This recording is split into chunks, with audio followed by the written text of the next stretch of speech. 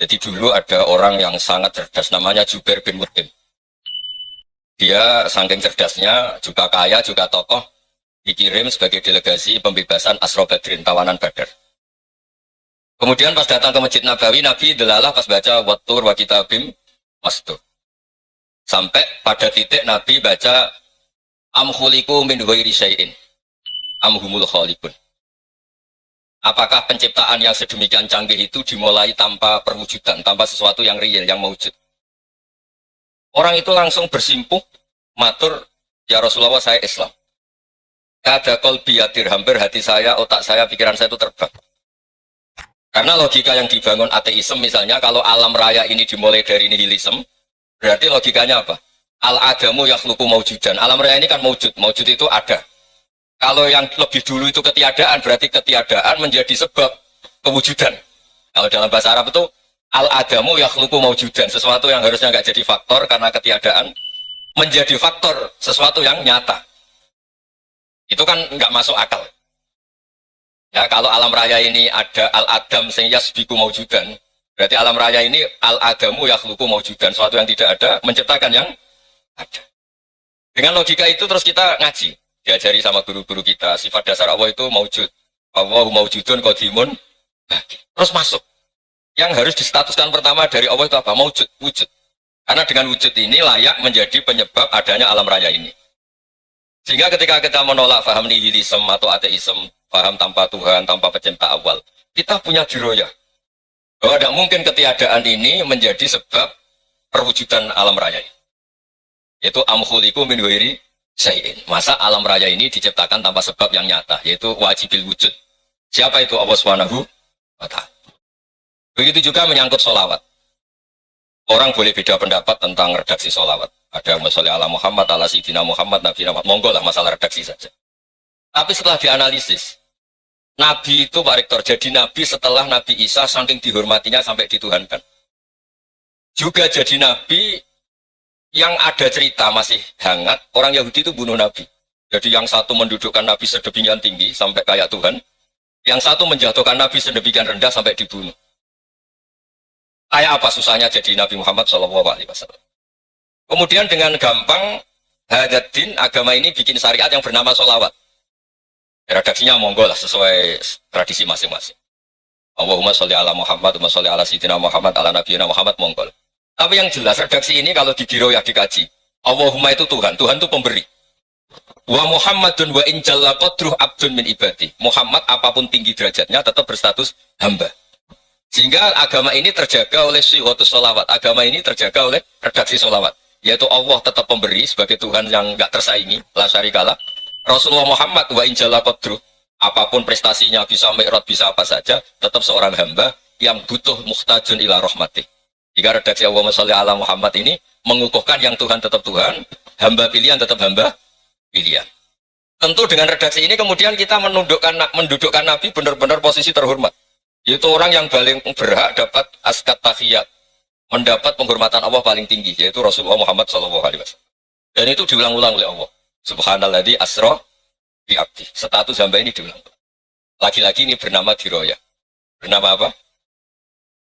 Contoh ketiga misalnya fihi ayatum bayyinatum maqamu Ibrahim.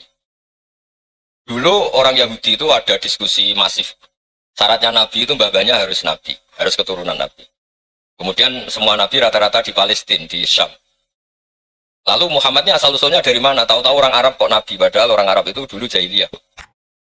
Alhasil terus diceritakan, bukti Muhammad ini turunan Ibrahim adalah ada jejak kaki Nabi wa Ibrahim di dekat apa? Ka'bah. Fihi ayatum bayyinatum maqamu Ibrahim. Kalau Nabi Ibrahim pernah di Mekah, artinya beliau pernah meninggalkan turunan yang di Mekah. Itu bernama Nabi Muhammadun SAW. Itu disebut fihi ayatum bayyinatum maqamu Ibrahim.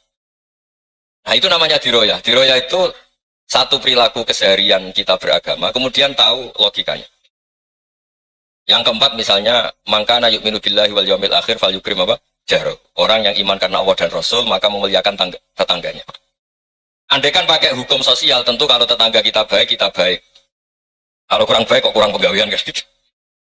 Tapi dulu itu pernah ada seorang ulama itu dibully ya, dikerjain sama anak muda tetangganya. Pak Kiai datang ke rumah saya, orang ini datang. Kemudian setelah di rumahnya, saya udah jadi butuh sama Pak Kiai, silakan pulang. Itu kiainya senyum menikmati. Dan itu terulang 3 kali. Dibully seperti itu, dikerjain terulang 3 kali. Lalu tetap kiainya tuh asik, seneng sekali. Lama-lama kemudian ini tanya, kenapa engkau tidak tersinggung? Padahal saya kerjain sampai 3 kali, tak undang, terus tak suruh pulang, tak undang, tak suruh pulang. Kata kiai tadi, yang memerintahkan baik sama tetangga itu Allah. Jadi saya nikmati ketika bisa baik sama Anda. Ya ada urusannya dengan perilaku Anda yang nolak saya. Nah itu terus kita tahu, memang motifnya kita baik sama tetangga karena iman sama Allah dan Rasul, bukan hukum kompensasi sosial.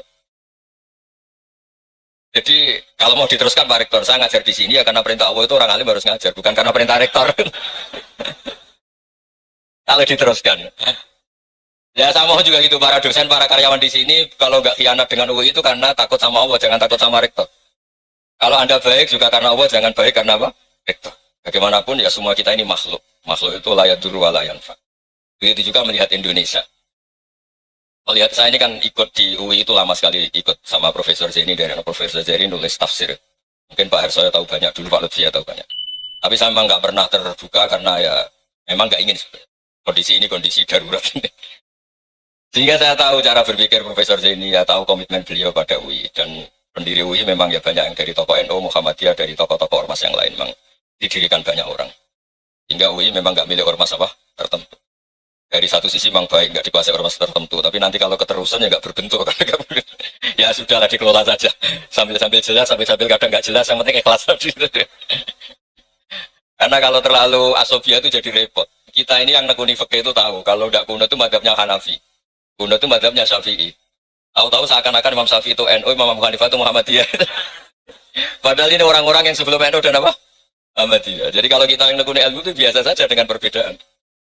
Tapi kalau orang-orang yang nggak siap dengan perbedaan itu sampai Allah disifati Ta'ala itu tidak terima. Padahal Ta'ala itu mana nih Maha Luhur yang Maha Agung. Jadi ada seorang kiai kebetulan pidato pertama Pak Rektor. Assalamualaikum warahmatullahi ta'ala wabarakatuh. Ilmu balik kedua ini nggak terima karena itu dianggap bid'ah ada Ta'ala. Hanya dia bilang assalamualaikum warahmatullahi wabarakatuh.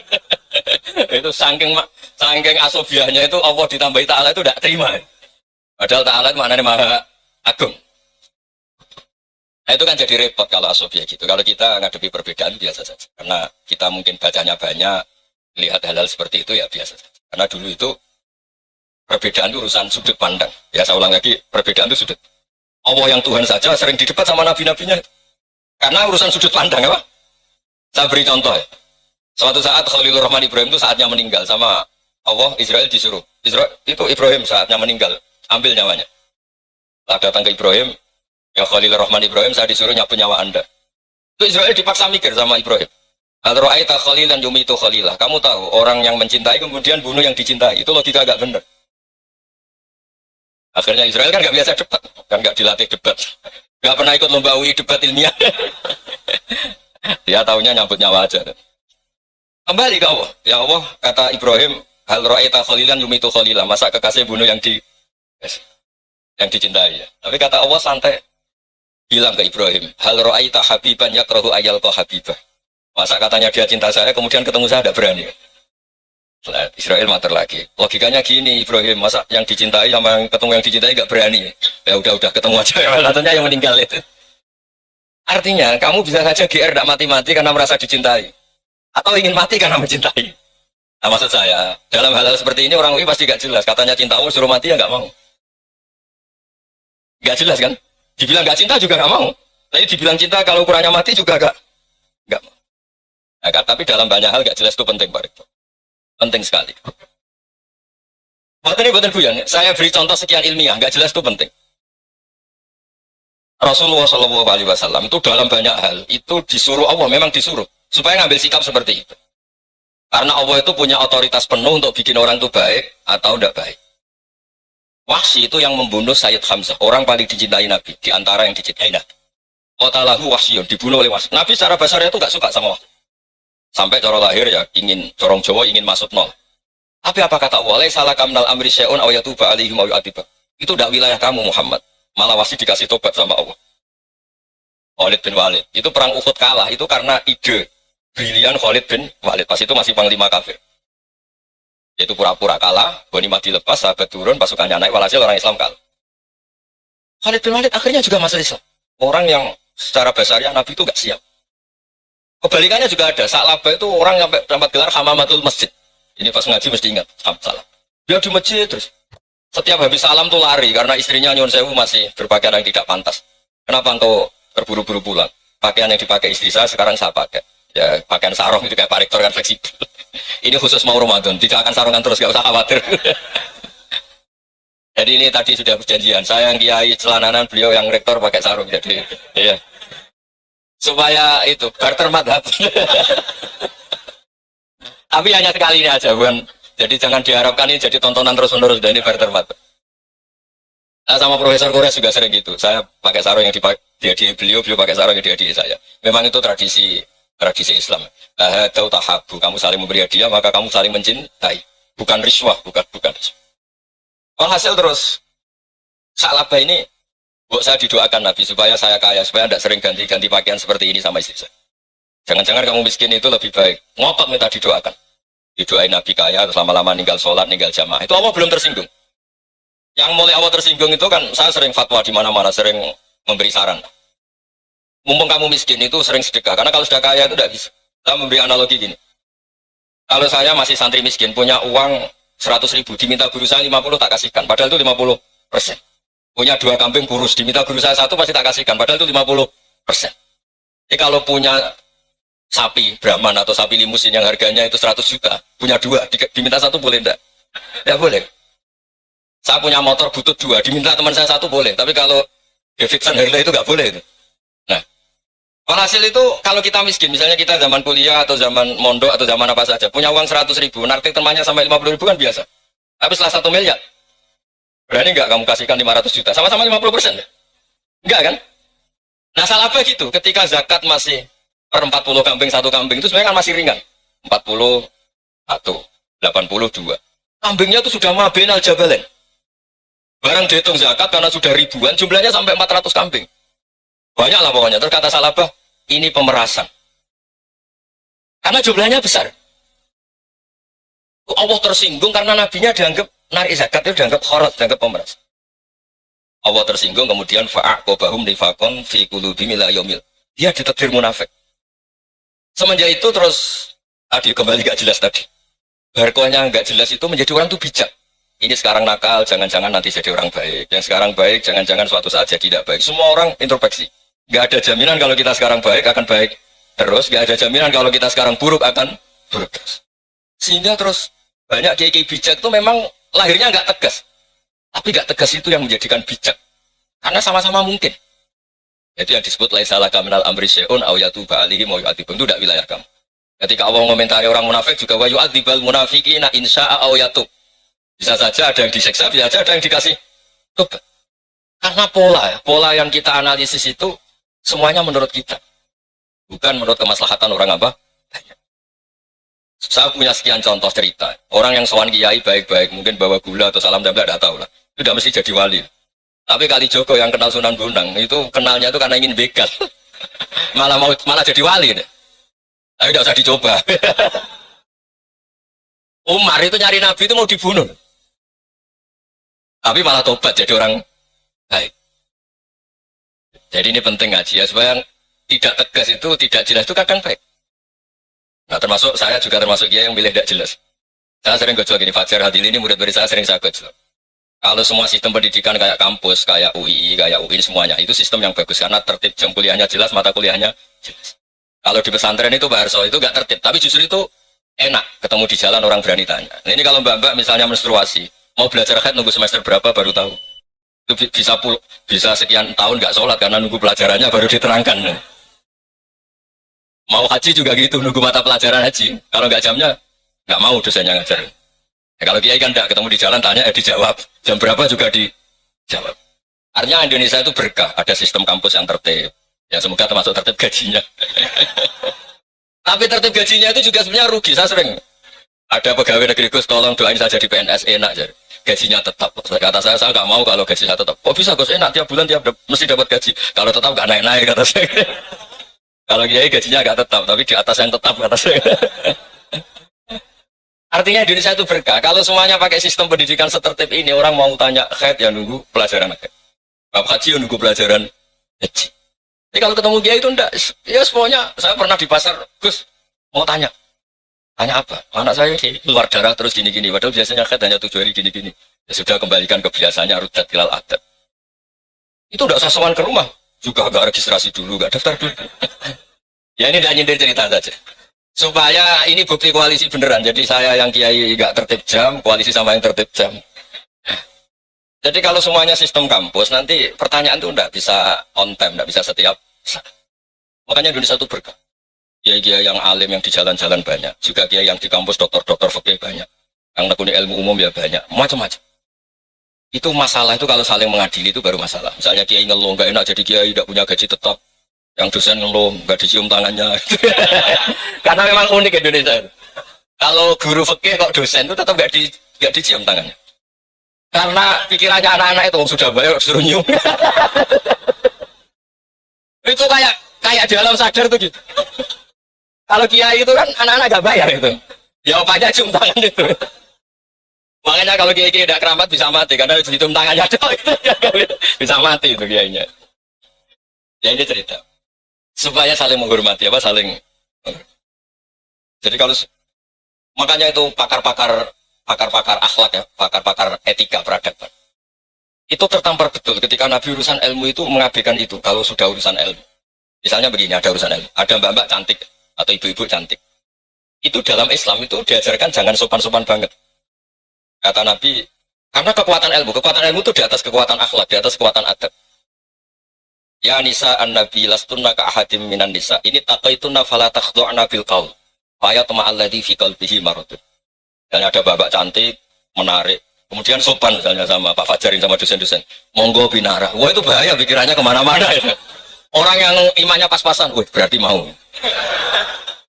Maksud saya kalau cantik, menarik ketemu di jalan, biarin aja dosennya. Mau kemana biarin aja. Gak usah dihormatin. Kalau dihormatin, Pak mau kemana sadar no bisa bahaya. Nah, biarin aja. Kalau tanya, ini alamatnya mana? Cari sendiri Pak. Karena hanya dengan cara itu, si Pak dosen ini gak kepikiran. Nggak ada orang suka orang kedus itu nggak akan. Ini kalau sudah cantik, sopan. Wah, bisa pikirannya macam-macam. Itu ilmu. Fala takhdu'na bil qaul. Kamu jangan terlalu lirih kalau ngomong. Fa yatma alladhi fi qalbihi maradun. Orang yang pikirannya masih kotor pasti berpikir yang negatif. Anda mungkin demi sopan sama dosen Anda. Tapi sejauh mana dosen Anda juga berpikir positif. Itu kan uji iman sama uji nyali. Nah, sama pejabat yang sopan sama kiai mungkin punya Alfa, punya Robicon, punya terus bawa uang banyak. Terus sama kiai cium tangan hormat. Jangan-jangan kiainya yang pikirannya macam-macam. Ini berarti bisa jadi muhibbin potensial misalnya. Nah, saya ini termasuk kiai yang pengagum ilmu. Sehingga saya sama orang yang medit, yang kikir sama saya itu saya senangnya bukan main. Kenapa? Karena kalau orang medit itu gak berhak nuntut. Tapi kalau orang lomo 1 juta minta surga, 2 juta ya minta apa? Surga. Gus salam template 200.000 aja kadang minta surga. Tapi kalau yang kikir-kikir ya sudah salaman tok sudah. Gak minta apa-apa kan dia tahu diri, nggak bayar kok minta. Maksud saya Islam itu luas, dinikmati saja, Pak. Dinikmati saja. Nah itu diroya, maksudnya itu diroya. Diroya itu kamu tahu aturan Islam itu kamu harus yakin khairihi wa syarrihi minallah. Semua itu ujian, tapi kemudian dikaji. Makanya saya ini termasuk pengagum Imam Syafi'i. Imam Syafi'i itu dikasih tahu. Ada orang yang di depan engkau cium tangan hormat itu di luar ngomong-ngomong, ngata-ngatain Anda. Imam Syafi'i tertawa-tawa sowan bang. Loh, Anda ini dikata-katain di luar kok. Kok tidak kamu anggap munafik malah tertawa. Berarti saya wibawa, di depan saya nggak berani. Dianggap enteng saja. Dibilangin, sebagian orang kampung sini nggak suka sama engkau. Baguslah, tidak akan pinjam uang sama saya. Di mana-mana orang pinjam minta tolong itu karena seneng. Kalau benci kan enggak. Intinya dianggap enteng saja. Yang terjadi di dunia itu semuanya dianggap enteng saja. Man asa ilaika fatot atlakoka. Yang berburuk sama kamu itu membebaskan kamu. Coba kalau akrab di tim. Ya misalnya akrab sama Pak Fajar. Bilangkan ke Pak Rektor, sangkap atau jadi guru tetap atau apa, kan ribet. Kalau tidak cocok kan nggak minta apa-apa. Makanya hati-hati Pak Rektor sama yang akrab-akrab itu. Itu dulu saya juga nggak paham. Di antara wasiat Bapak yang sering diulang-ulang tuh itu. Suatu saat kamu jadi kiai, ngelola orang nggak seneng tuh gampang. Sudah, situ orang lain. Tapi kalau ngelola orang nggak orang seneng tuh repot. Mintanya aneh-aneh. 100.000 aja minta surga. Hanya teman tenis saja minta naik jabatan. Intinya itu ya sudahlah dikelola. Yang seneng ya berkah, mungkin teman berjuang, teman diskusi. Yang nggak seneng ya berkah, karena ini tidak minta macam-macam, enggak. Nah, itu namanya diroya. Diroya itu satu kajian keilmuan yang menjadikan kita ini nyaman dengan riwayat-riwayat, panduan-panduan dari Rasulullah Shallallahu Alaihi Wasallam kayak tadi.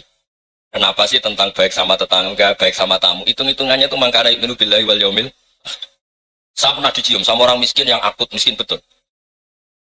Itu tak ajarin Anda ini lebih hebat ketimbang orang-orang kaya. Misalnya gini, misalnya ada komunitas rektor atau kiai besar. Saya ini kata orang banyak termasuk kiai besar. Mungkin kalau pinjam uang itu karena mau beli mobil, aksesoris mobil, karena kita kiai tok atau rektor atau orang-orang tok. Kalau sesama orang miskin itu pinjem-pinjemannya itu urusan beras, itu urusan nyawa. Keren mana? Nyelamatkan nyawa sama aksesoris mobil. Nyawa. Jadi pahala kamu pasti lebih besar itu. Itu senangnya jadi orang miskin terus keterusan sampai sekarang.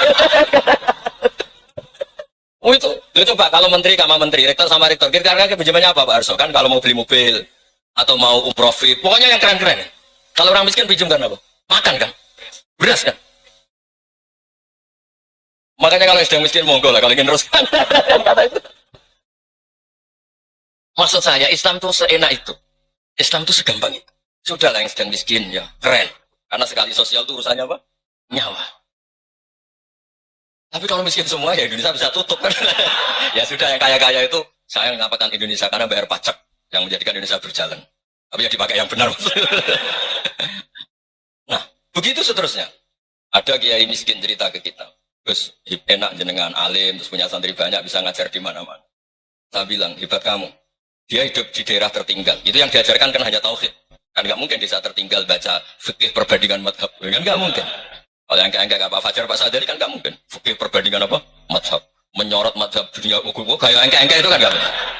Tapi pertanyaannya, yang menyelamatkan masuk surga itu tauhid apa perbandingan madhab? Tauhid. Ini hanya mengajarkan fardu kifayah sunat-sunat.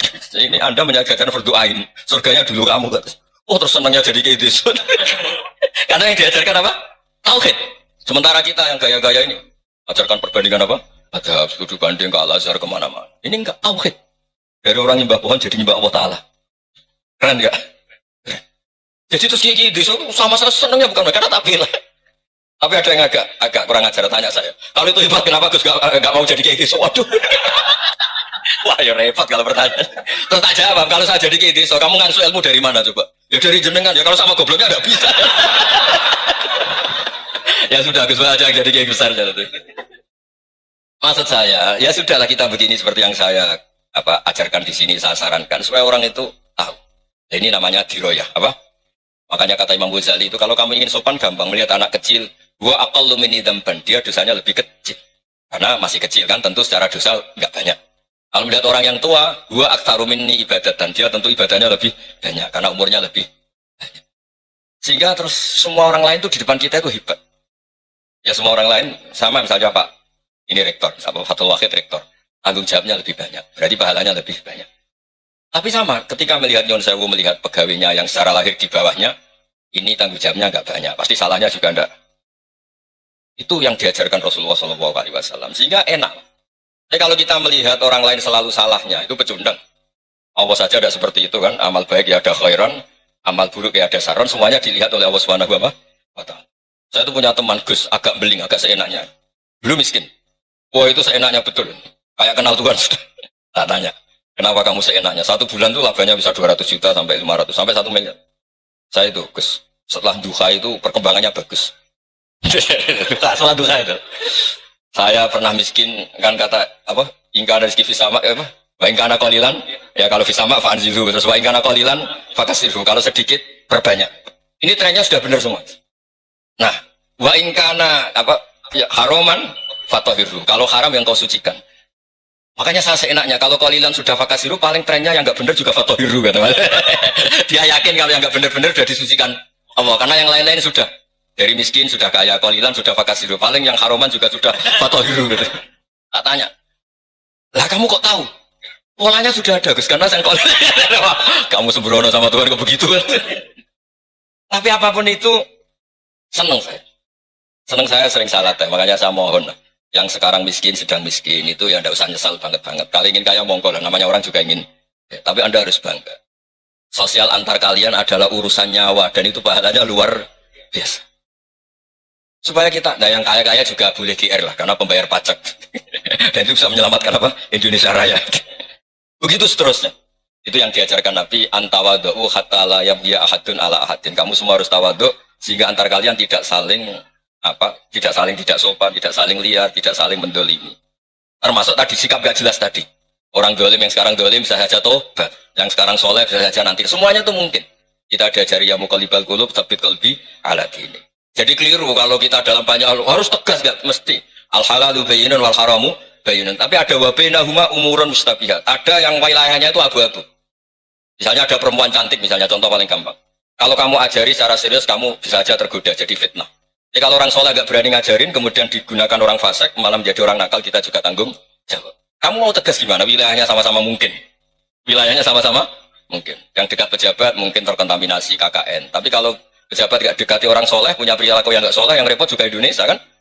Nah, hal seperti itu kita tidak perlu ngambil sikap. Maksudnya yang harus ngambil sikap, ya kita buktikan kalau milih satu madhab, kita buktikan semuanya lebih baik, semuanya lebih bermanfaat, semuanya lebih berperadaban. Karena nggak bisa dihindari wabena humain.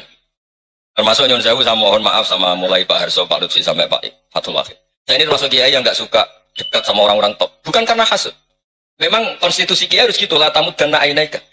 Kenal orang lebih tinggi itu kan resiko. Misalnya saya kiai desa, mungkin punya kiai tua sudah seneng, punya kijang tua sudah seneng. Gara-gara kenal Pak Wahid naik Kempri, waduh kok saya kalah itu. Kenal orang itu kan resiko. Mungkin dosen-dosen sini kalau kenal saya di Rembang juga resiko. Di sini gak ada cium tangan, biasa dosen, wah gak enak jadi dosen. Jadi memang harus dibatasin. Sekiranya mungkin orang itu, karena latamu dan wah kamu jangan sering melihat orang lain yang mungkin secara lahir dapat nikmat yang lebih tinggi dibanding Anda. Kalau kamu gak bisa ngelola hati Anda bisa hasut, Anda bisa dengki. Paling tidak Anda bisa ada syukur. Saya itu sering didolani pejabat. Juga sering melihat pejabat di TV-TV. Naik mobil aja ada yang naikkan. Bahkan kalau wudhu itu anduk aja ada yang bawa. Itu kalau yang nggak kuat, wih naik dari pejabat. Ya makanya terus konstitusi kiai itu mengatur, sudahlah, mata kamu tuh kamu batasin. Jangan melihat sesuatu yang potensi